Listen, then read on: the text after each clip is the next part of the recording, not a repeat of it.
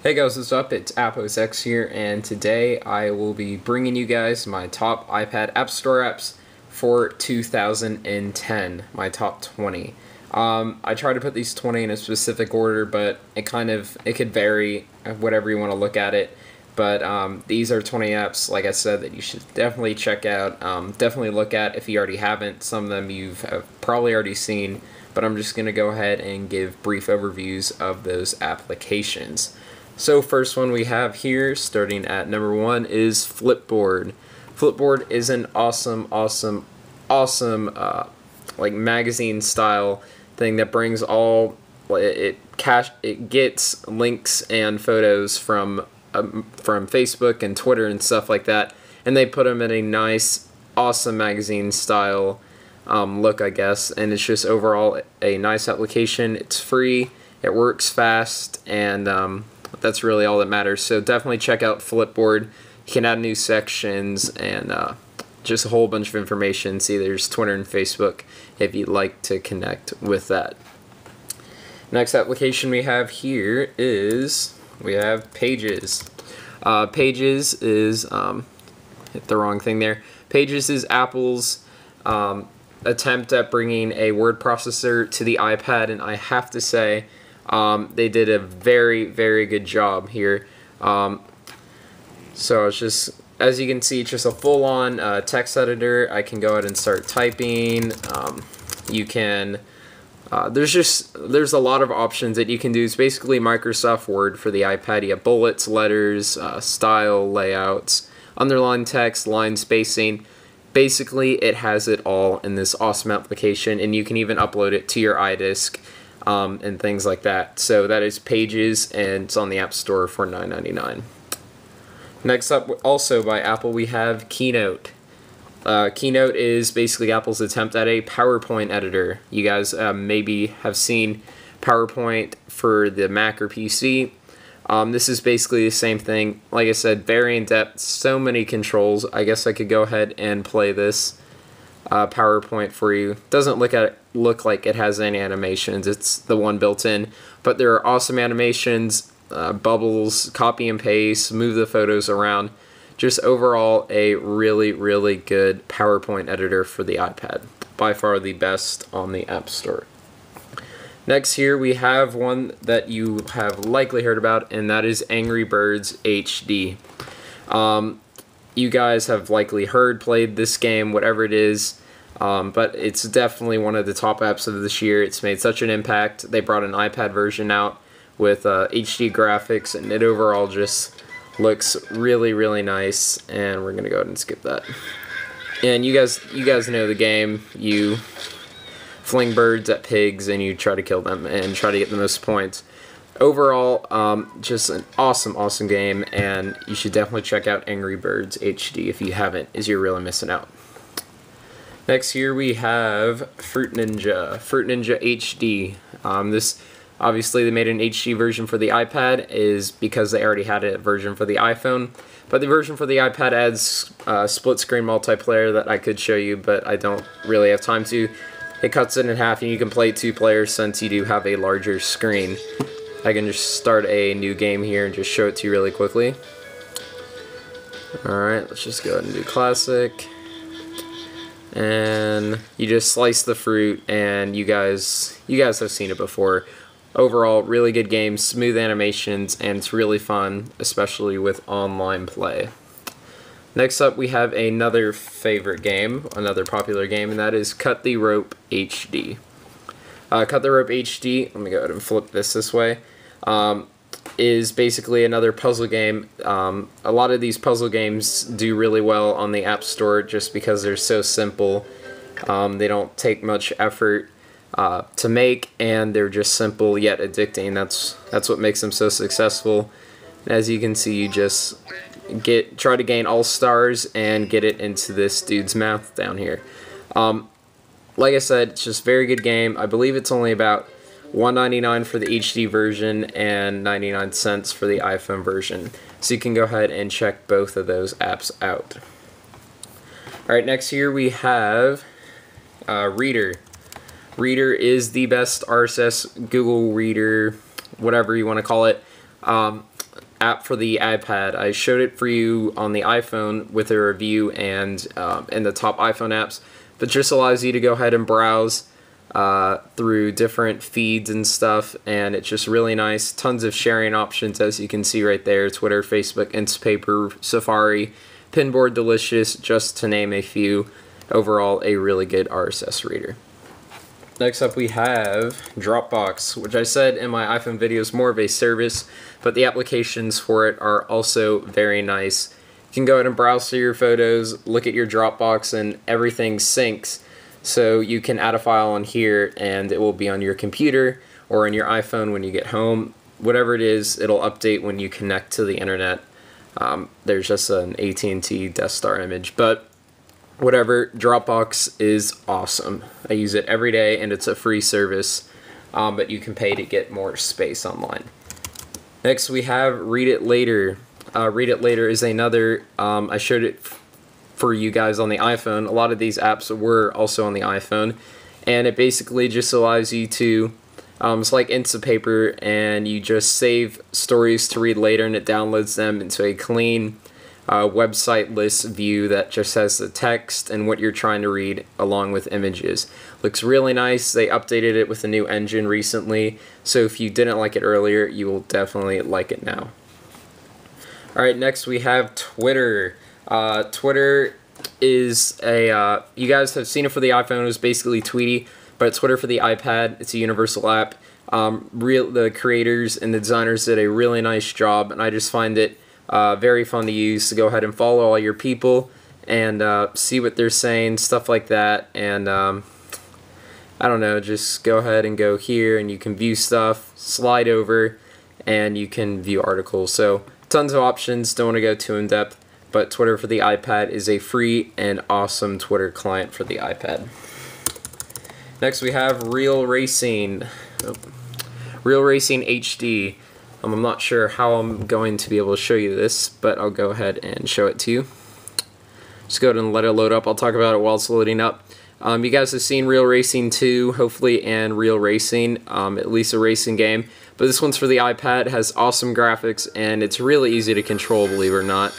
So we'll just go ahead and do, hopefully I can do something really quick here. Let's do a quick race. And let's go ahead and start. I just want to show you this game because it is very, very fun. Just tilt your iPad to steer. So we're just going to go like this, and as you can see, the graphics look absolutely amazing on this. When they come out with Real Racing 2 for the iPad, the Real Racing 2 HD, I think that'll be even better, but this is the first Real Racing and it's still awesome. It's a little hard to control with this thing in here, but it actually does feel pretty nice. So that is Real Racing Real Racing HD. Awesome application. Alright, next we have 1Password.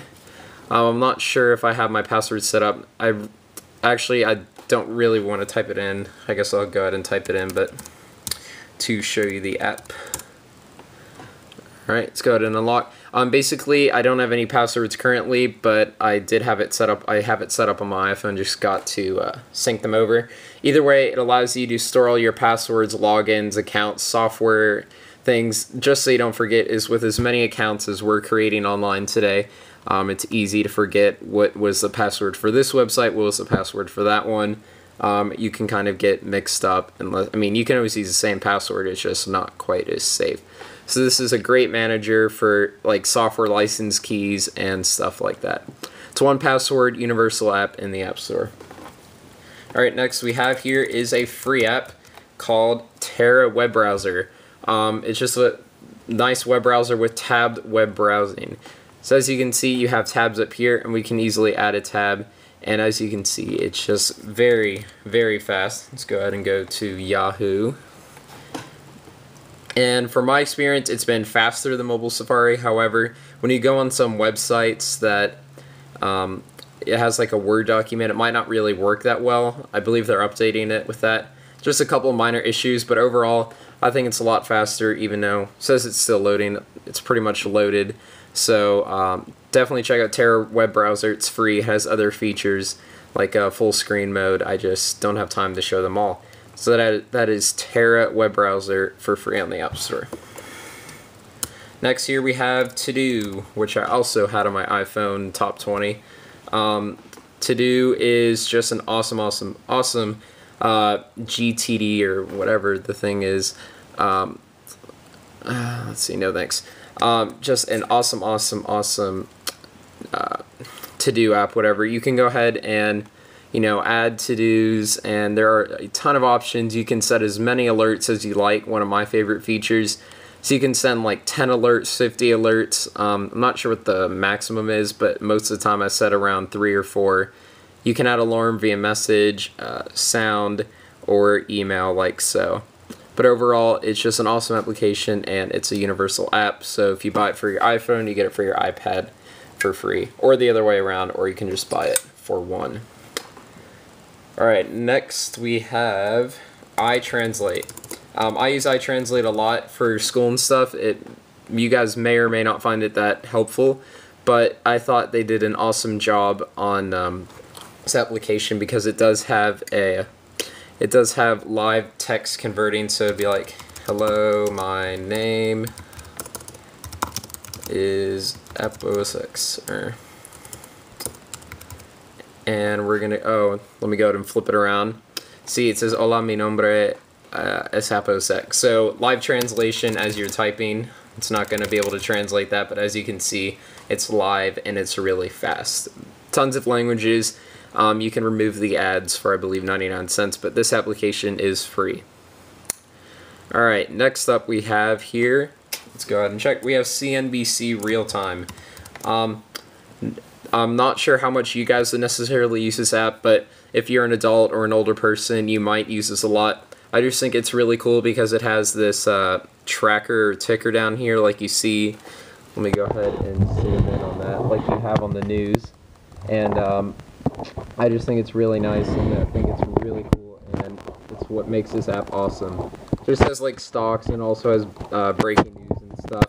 But other than that, I just think it's an awesome application. So definitely check out CNBC RealTime, and it's free. Alright, let's go to the next app here. Let me go ahead, and it is Calcbot. Let's go ahead and do Calcbot.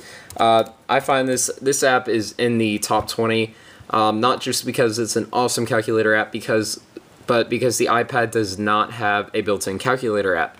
So that means you have to go to the App Store and find one that works. There are a couple free ones. They look kind of stupid.